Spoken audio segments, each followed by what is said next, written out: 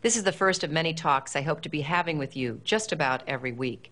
If we're going to keep the conversation going, you need to know what I'm thinking, and I need to know what you're thinking.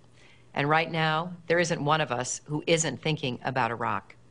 That's why I went there recently, to meet with the commanders on the ground, to talk with Iraqi leaders, to speak to the men and women who are fighting this war so heroically.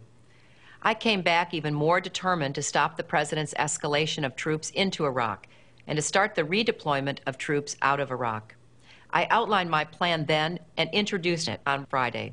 It's called the Iraq Troop Protection and Reduction Act. First, it stops the president's escalation because sending more troops to execute the same flawed plan just makes no sense.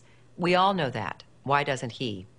My bill would cap the number of troops in Iraq at January 1st levels. It would be against the law to send more. Congress has done this in other wars. It's the most effective way we have to stop the president's escalation. Second, this bill protects our troops by making sure they are not sent to Iraq without all of the equipment and training they need. The Secretary of Defense would have to certify that to Congress. Promises just aren't enough anymore. After almost 4 years, longer than when we were in World War II, our troops still don't have all the body armor and armored vehicles and other equipment they need. It's a disgrace. Third, this bill puts an end to the blank check for the Iraqi government. We need to give them real benchmarks with real consequences if they don't meet them.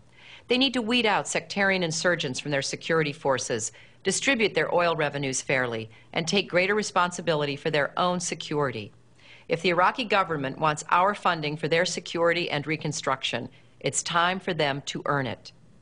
Fourth, we need to convene an international conference.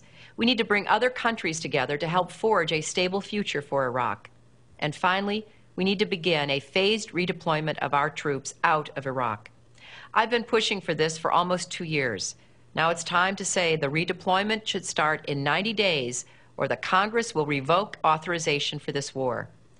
This bill is a roadmap out of Iraq. I hope the President takes this road. If he does, he should be able to end the war before he leaves office. But let's not kid ourselves. From everything we've seen, this President is going down a very different path. He's fighting to escalate the war, not end it. I know we're at the start of a presidential campaign, but I think all Democrats should be focused on working together to push the President to change course. We have to end this war in a smart way, not a Republican or a Democratic way, but a way that makes us safer and gets our troops home as soon as possible. That's what I'll be fighting for. But let me be clear. If George Bush doesn't end this war before he leaves office, when I'm president, I will. Thanks for listening. And please, let's keep the conversation going.